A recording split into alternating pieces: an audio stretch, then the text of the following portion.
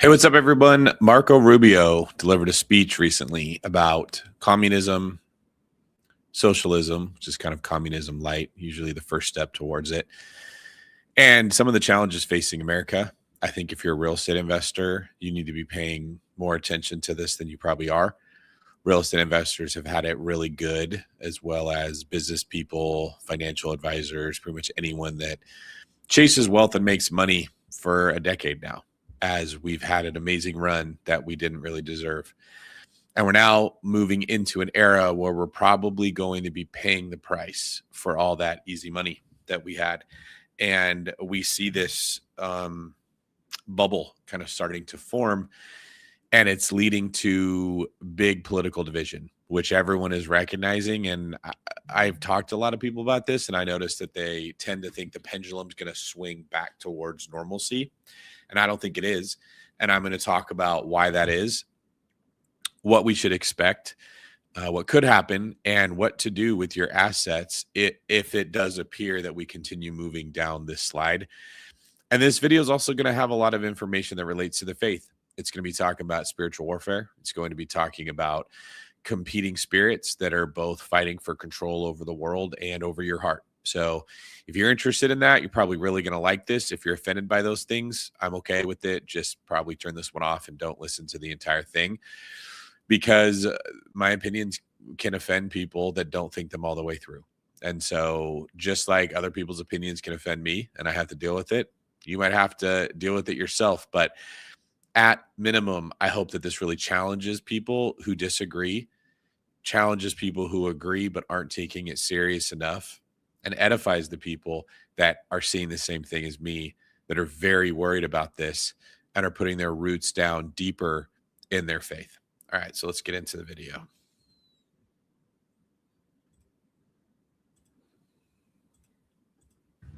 You are here because your political leaders are being attacked and stabbed and shot in your streets, because your businesses have been bombed, because your railways have been sabotaged,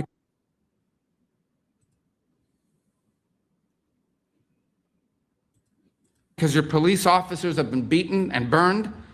You are here because this is real, and it is getting worse, and it can no longer be denied, and it can no longer be ignored, because it is time to crush this evil forever. The simple fact is, none of this that I've just described is new. Far-left political terrorism is not a recent day modern novelty. It is not a fiction manufactured by conservative politicians. For most of the modern era, it was in fact the dominant form of political violence.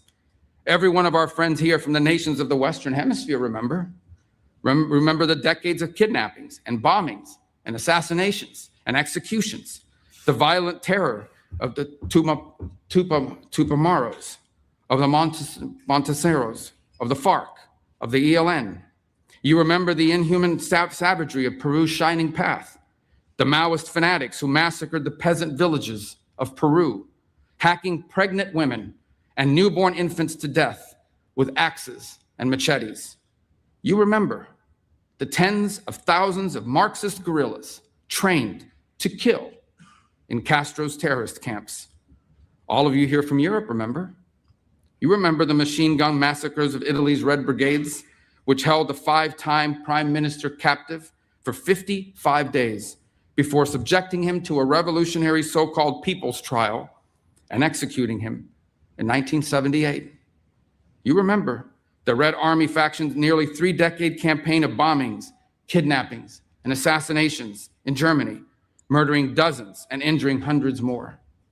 You remember the 17 November organization in Greece, the Marxist extremists that terrorized Athens for more than a quarter century, including, by the way, shooting my country's CIA station chief dead outside of his home, in front of his wife, as they were returning home from a Christmas party. And here in America, we remember. We remember the same reign of deadly terror, justified by the same slogans, motivated by the same wicked ideas. We remember the Weather Underground, which bombed the Pentagon, which bombed the State Department, and bombed the Capitol. We remember the Black Liberation Army, which staged armed robberies and executed police officers at point-blank range. We remember the Symbionese Liberation Army, which shot a public school superintendent to death with cyanide-packed hollow point bullets. In one 18-month period between 1971 and 1972, the FBI counted some 2,500 bombings on American soil, a rate of nearly 5 a day. The overwhelming share of that violence came from left-wing extremists. My guess is, like me, you haven't heard of almost all of these cases. They're swept under the rug. The news outlets don't pick them up. Social media algorithms don't pick them up. And I'm not here to say they should. I'm not telling you that you need to know the details of every one of those cases. But you should be asking yourself, why do you know about a criminal that was shot by a cop, often justified, but you've been told it was unjustified and it was terrible, but you don't know about these cases? You should be asking yourself why there are certain things that hit the news and go viral that almost always create division. They're almost always based on race or sexual orientation or gender. And they're almost always on one side. It's very common to hear if a cisgendered male or a white male commits a crime, you hear about it, which isn't bad. I don't want that stuff swept under the rug. It should be talked about. But it's the only thing that you tend to hear, because that's what creates division. And these things that are very concerning that Marco Rubio is addressing here, probably the first time most of us have even heard about it. And if you're a believer, you need to understand that your opinion about things, though a lot of us have strong opinions, it's not inherently right just because it's yours. Because your opinion was probably formed by the information that you were given and the access that you had to facts. And so if you don't have all the facts, the algorithm that runs in your mind that forms your perspective can't be fully developed. And this is one of the reasons I think humility is so important. It's okay to have an opinion, but you don't need to have strong opinions about everything. It's okay to say, I don't know, and I'm waiting for more information before I determine what I believe. It's very common when you watch social media or you watch the news to be told this is the facts and this is what you should think about them. And if you don't think about them, that means you're this. That is a pattern that is very familiar to how the Bible talks about the accuser or the Satan, who we would call Satan, interacting with the children of God. It's very common that he will accuse someone for doing something that he got them to do, and then whisper in your ear, unless you do this, that means you're that. And a lot of people are familiar with this logic that they hear running, frankly, between their own two ears. It comes from a demonic realm. It comes from a realm that wants to control your actions, control your thoughts, and control your beliefs, not that wants to allow you to form them for yourself. And so if you've ever been exposed to somebody that is of the faith or says they were, or they're on the right, or they identify as conservative, and they tell you this is what you believe about God or the Bible or about Jesus, and if you don't believe it, you're bad, you're going to hell. I just want to first off apologize that someone was stupid enough to do that, and then tell you, you don't go to heaven because you agree with a set of statements. And that has been a very unfortunate and stupid culture that we've created within Christianity, that you agree with us or you're going to hell. It's not a lot different than a Muslim putting a gun to your head and saying, convert to Islam or we will kill you. You're just not killing them in the body. You're sort of damning them to hell in the spirit. My understanding, based on reading the Bible, walking with God, thinking about this a lot, which I have a pretty strong opinion of here, is that God does not want you to agree with statements that you don't believe. He wants you to investigate those claims and see if they are true. And I have a video about real faith. You should check that out. But I highlight in that video, the word faith is actually pistis in Greek, and it means loyalty or allegiance or fidelity. And it comes from the Greek word pietho, which means to be persuaded or to persuade or to be convinced. And to the Greeks, They believed you could not have loyalty or allegiance until you had been persuaded in the thing you're putting it in. You had to believe that that man was the right man to marry because he had convinced you. That company was the right company to work for because they had convinced you. This side in the battle or the war was the right side because they had convinced you. And if you've ever been told what you're supposed to think, it's almost always a sign of evil. Don't do that. When people tell you what they believe, ask questions. And what I'm asking you to do is to take that same approach to what we're hearing today in this video and what you hear in the news and what you see on your phone and definitely what you hear from the pulpit or people claiming to speak for God in his authority. It's okay to listen to them. Never be pressured into agreeing with something that you don't understand because you're afraid that God will be mad at you if you don't say it.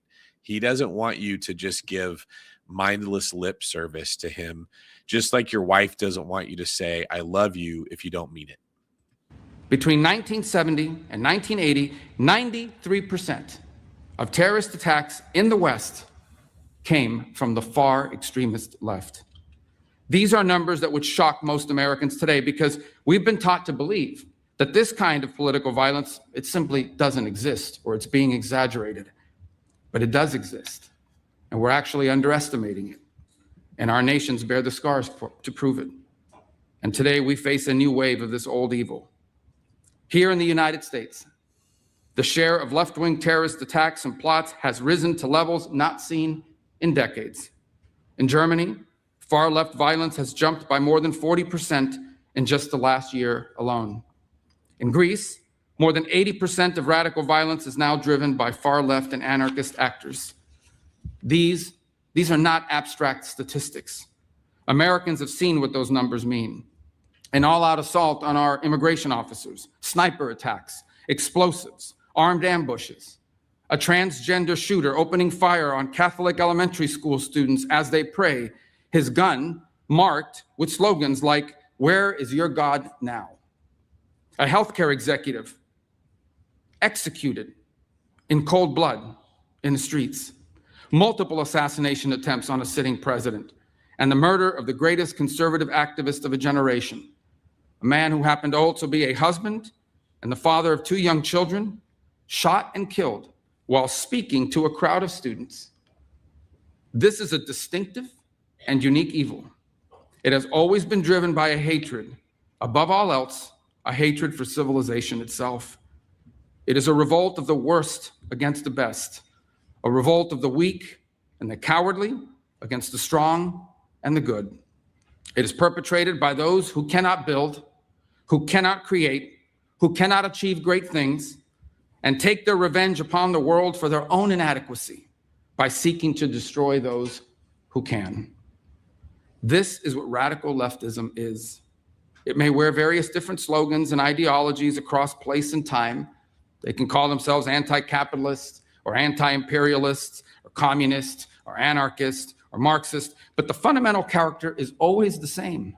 It's always the same. It is a poisonous resentment cloaked in the language of equality and justice, and liberation, an overwhelming need to tear down what greater men have built, to wreck what is beautiful and what is right on behalf of people who are only filled with ugliness and have nothing else to offer the world. That was a powerful statement, the poisonous resentment. Let me give my 2 cents on this. The command that Jesus gave that was maybe the most important of everything he said was to forgive others. And he didn't say forgive others because I told you to. He didn't say forgive others because it's better for you if you forgive. He didn't say forgive others because not doing so is like drinking a cup of poison and hoping the other person gets hurt. While all those things may be true, that's not the rationale that Jesus gave of why he said to do it. And my guess is many believers don't know why he said it. And it will probably shock you when you hear.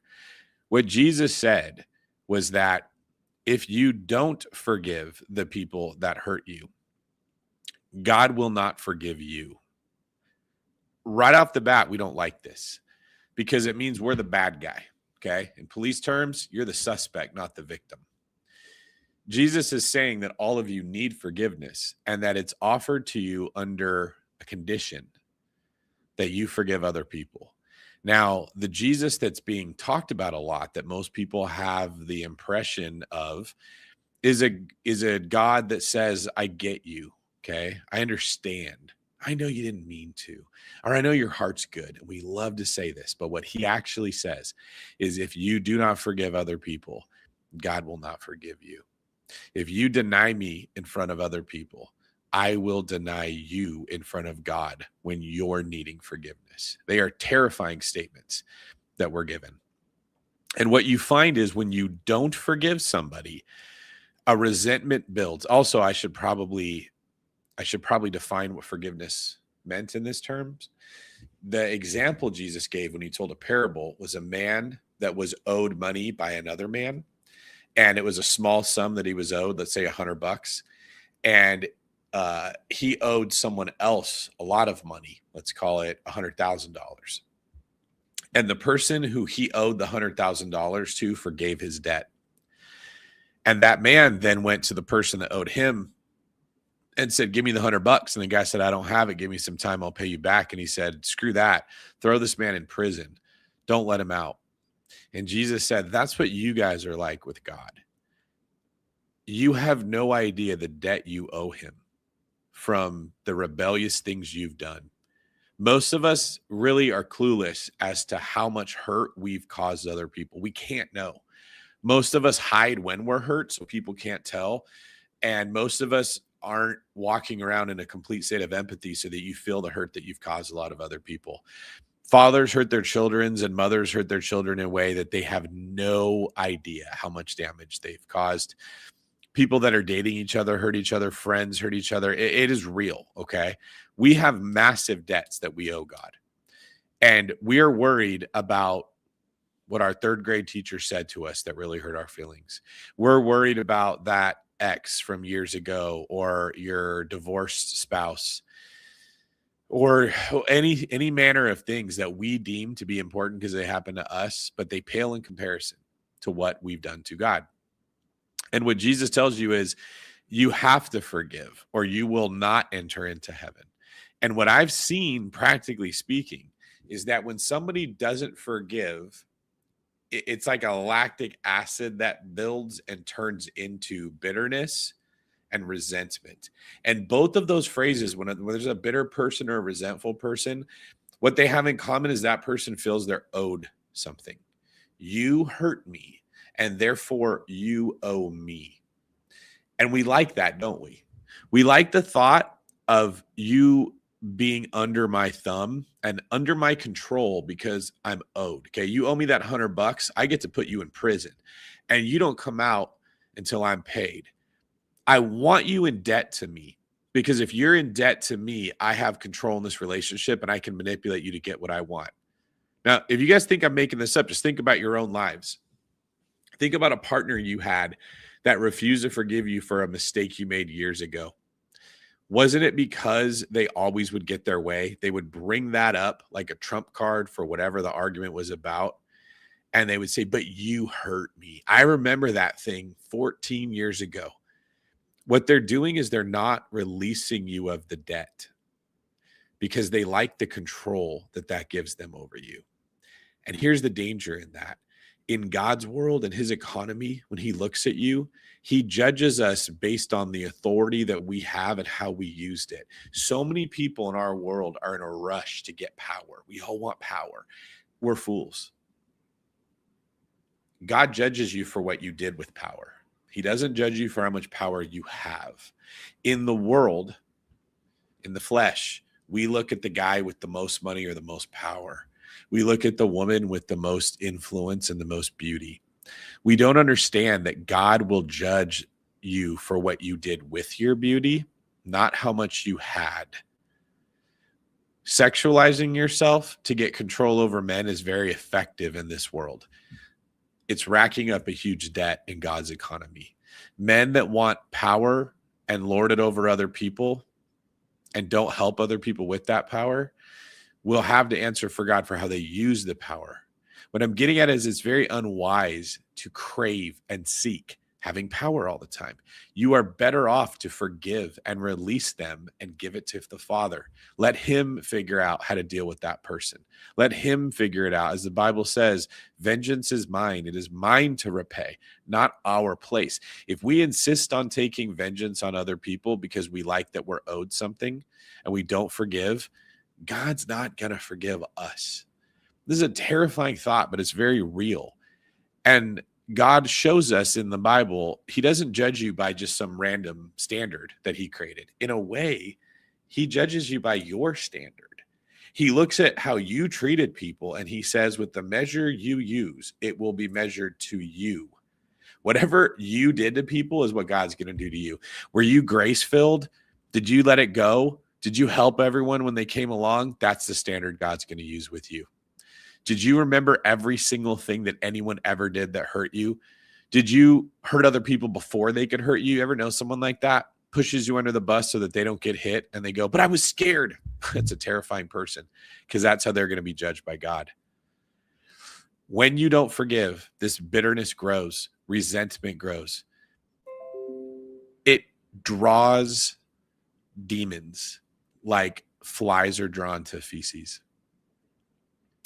Unforgiveness and bitterness welcomes demonic powers into your life. You could call it a foothold that allows them to build a stronghold, but it's like the bat signal for evil, that they have permission to be there because you want to hurt the person that hurt you and you need their help to do it. And in your subconscious, you open yourself up, you invite them in, and then they give you ideas of what you can do to pay other people back. When this happens at a national level, with a big percentage of the populace, you get what we're talking about right now. You get the state of America today. We don't forgive. We look for ways that we think we've been harmed and that somebody trespassed against us. And we grab it with a white knuckle grip and we put it all over social media and we say, look what this person did that could have been bad. And we blow it out of proportion because then we feel we're owed something.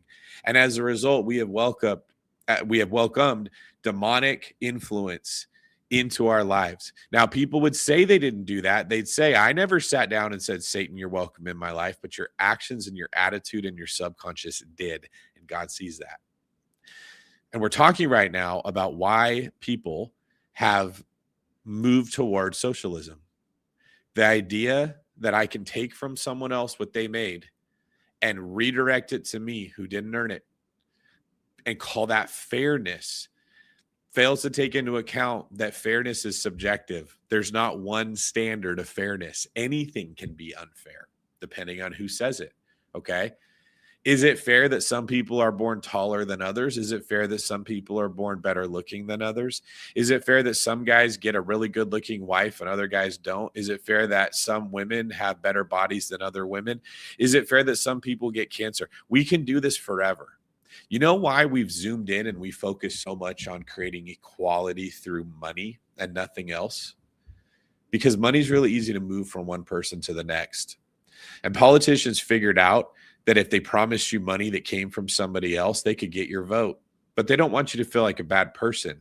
So they create words like socialism or Marxism or even communism to justify doing something to someone that you wouldn't want done to you. If we enact socialism, there's a definition of fairness that could be applied where the person who had their money taken goes, well, if you're going to take something from me, I get to take something of yours. I'm going to go sleep with your wife against your will.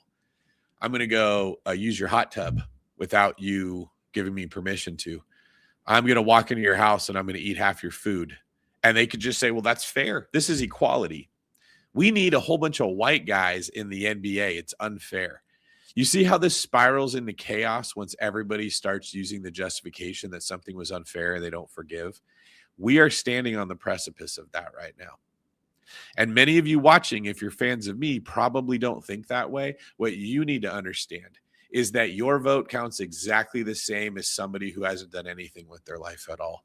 A bitter, resentful, angry, worthless servant who does nothing with the gifts that God gave them. Their vote is just as powerful as yours, who's worked your entire life and started a family and done your best at everything you can. That is likely going to lead to what we're talking about right now. And the only way we save it collectively, or that we save it in our individual lives, is forgiveness. If you're hearing this and you're convicted in any way, if you realize, man, I am angry, I'm mad that I was born in a certain area, I'm mad that my race is the minority in the area that I'm in, I'm mad that I struggled with gender dysphoria, or I'm mad that somebody cheated on me a long time ago, and ever since then I've hated women or I've hated men, whatever it is incredibly important that you forgive. Not because that person deserves it, but because you don't want God to not forgive you. And the last thing I'll say on this point is it blinds you. When that demonic influence walks into your mind and gets in your heart, it starts whispering to you justifications for what Marco Rubio is talking about. It starts making an excuse for why you can hurt another person or why you can take their money. And anyone that understands the littlest thing about economics is going to understand that it's not just that it's unfair, it's that it's stupid. It never works. It can't work. Because the way that money works is someone has to go be productive to earn it. And those people stop doing that when you start taking it from them, and then everyone's poor. But isn't that what unforgiving people want? Don't they want everyone to be just as miserable as them?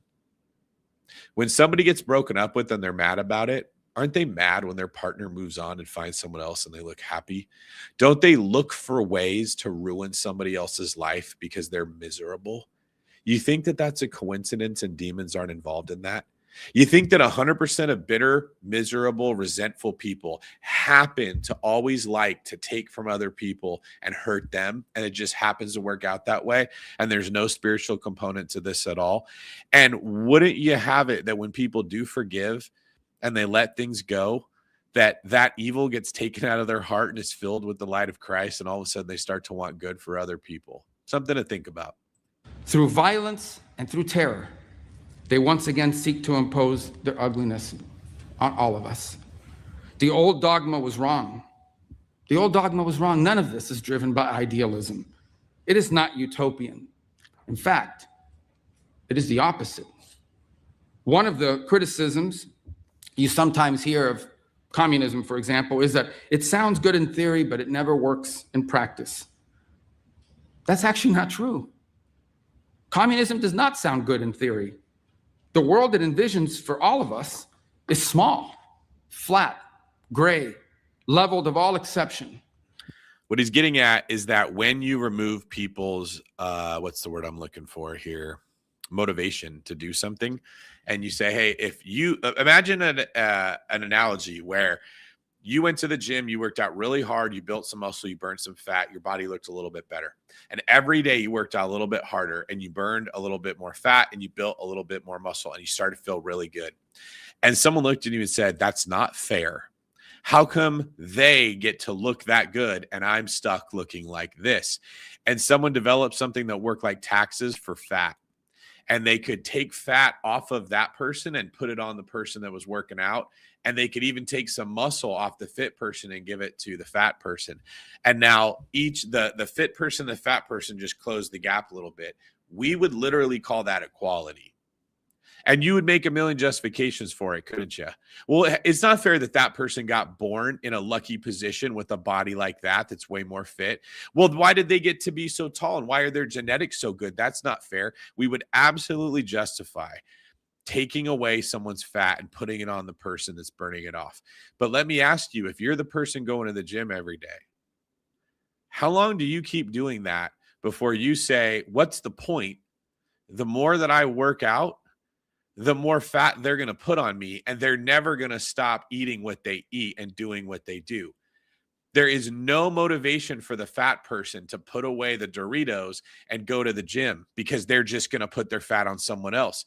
And there's no motivation for the gym goer to keep pushing themselves to levels of exceptionalism like Marco is talking about, because they're going to bear the weight of everyone else. And what do you get? You don't get a nation full of fit people. This is why socialism doesn't work. Everyone regresses down to being fat. You have a nation of poverty, and that's happened every single time this has gone on. The problem is, in this example, the people that don't have as much, the poor, the fat, they're not losing anything because they were never fit.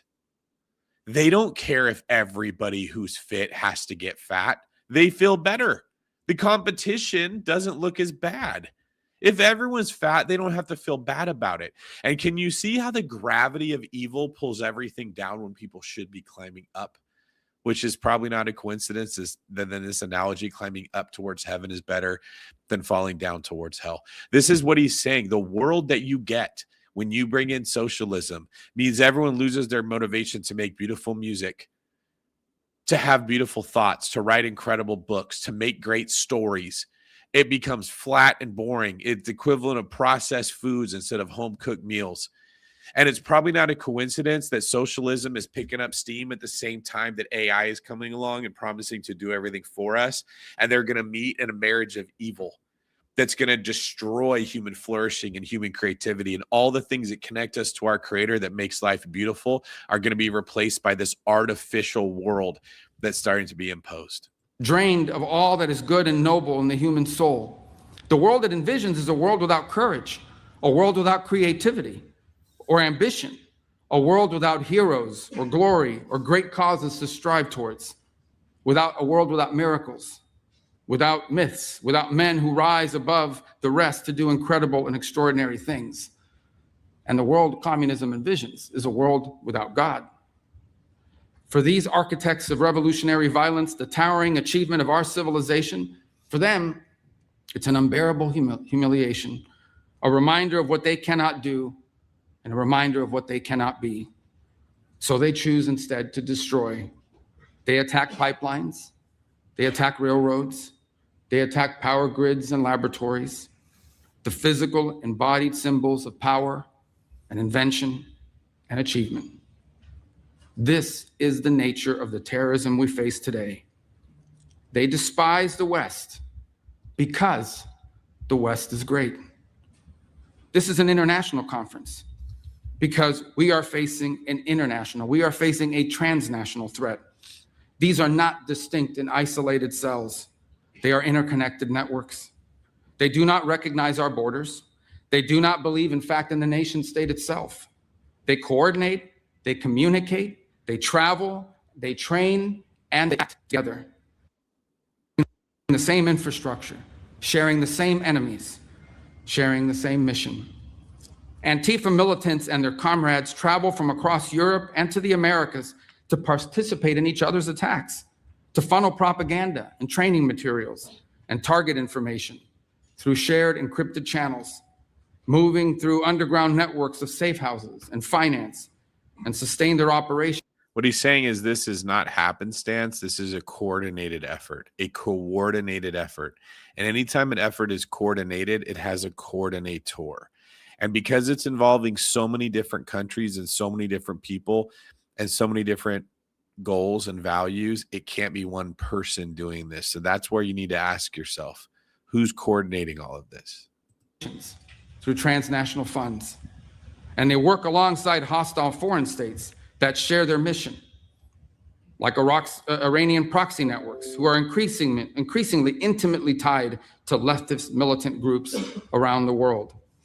The Cuban regime's sprawling intelligence and ideological network helped to build the far left in our country and in our hemisphere. And it remains inextricably linked to the far left groups and movements across and beyond the West. Today's far left terrorists can raise money in one country. They can host their communications in a second country. They can receive training in a third country. They can recruit militants in a fourth country, and then together strike a target in a fifth country. And so we have no choice but to confront this menace together. We will either cooperate across our borders, or the terrorists will continue to exploit the gaps between them.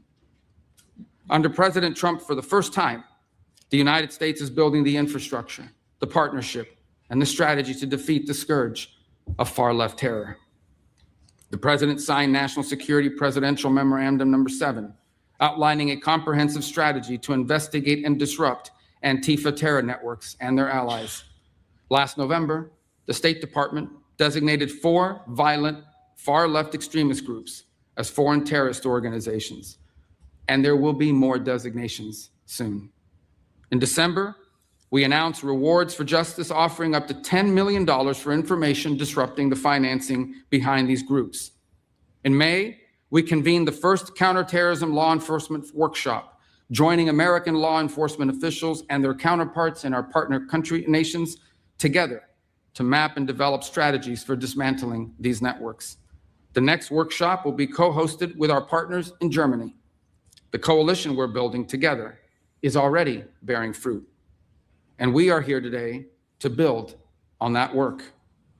We can and we must identify and map this threat and rebuild our counterterrorism architecture to defeat it, just as we have done together before.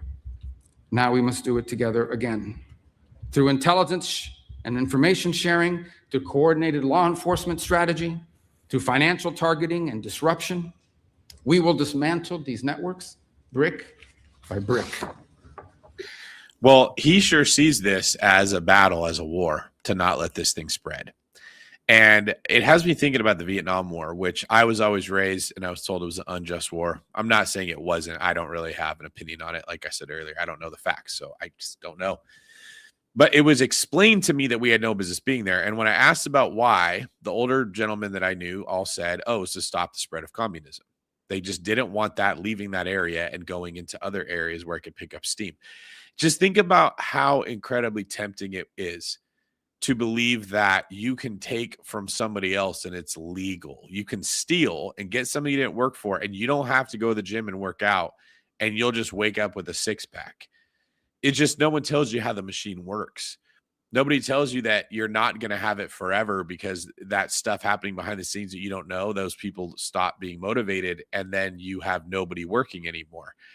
And at that point, you have to bring in communism to enforce and make people go to work because everyone would starve. And that's why all these communistic countries always end up with dictatorships, because that's the only way that you can motivate anybody to grow the food and move the stuff around. And this is when the human soul loses its spark. We lose our glow. You just become a mindless drone. And I'm sure that many Americans would revolt against that unless they have us completely numbed and distracted and entertained by AI and thoughts of uselessness. Just get you addicted to your phone so that when you lose your own agency over how the world works, you won't mind it because you're already been kind of conditioned to just giving up and not doing anything. It is time for the people of the civilized world to defend ourselves, to stand united against this encroaching darkness and fight for what is ours. It is easy to destroy great things. It is far more difficult to make them. The enemies of civilization are only capable of the former. They are only capable of destroying great things. All they know is destruction. But we have built great things together. We have done it time and again. We know what we must do, and now we must do it. Thank you for coming today. All right, there you go. Marco Rubio sharing a pretty powerful speech about socialism and communism, and I think this is going to be talked about a lot more. I'll probably be making a video soon about Moran Zabdami and what he's doing in New York, full-blown communists. They've already started creating language like they're getting rid of the violence of eviction. So they're now equating eviction with violence. And you can see that they're making a villain of the person who wants their property back that they own. They're not making a villain of the person who not only broke the lease by not paying, but then decided not to just be honorable and leave. They said, well, it's my home. It's not your home. You've been leasing it, but they say it's their home. That's the language they use. And then they call it violent to make them leave. Isn't that an easy way to buy a vote? You just tell a bunch of people that we're going to stop evictions. I just want you to think about what that's going to do to the economy of New York. Taxpayers are going to leave. Rich people are going to leave. They're going to be left with less money. And then they're going to say, well, I guess the government has to take over all the buildings because all the wealthy capitalists let you down. And it's going to become an absolute sinkhole. I know I sound dramatic. If nothing intervenes, you're going to be wishing you'd listened to me earlier. This is a very, very, very important thing going on in our country. I mean, I can't even, when I was a kid, nobody would have even joked about being a communist. And now there's a movement starting within America, and it is a spiritual issue. It is sin. It is wrong. You're doing something to someone you would not want done to you. If you took that same standard of communism and you enforced it in other areas of life, these people would think that they were wronged. And you need to know that if you're someone who flirts with this idea and you think, yeah, I don't see what's so wrong with it. If someone was doing it to you, you would be very unhappy, and you're going to have to stand in front of God and give an account for every action that we took. Something we're thinking about. Thanks, guys. Make sure you go to Green Pill, subscribe to the Green Pill channel, and I'll be putting out more content like this.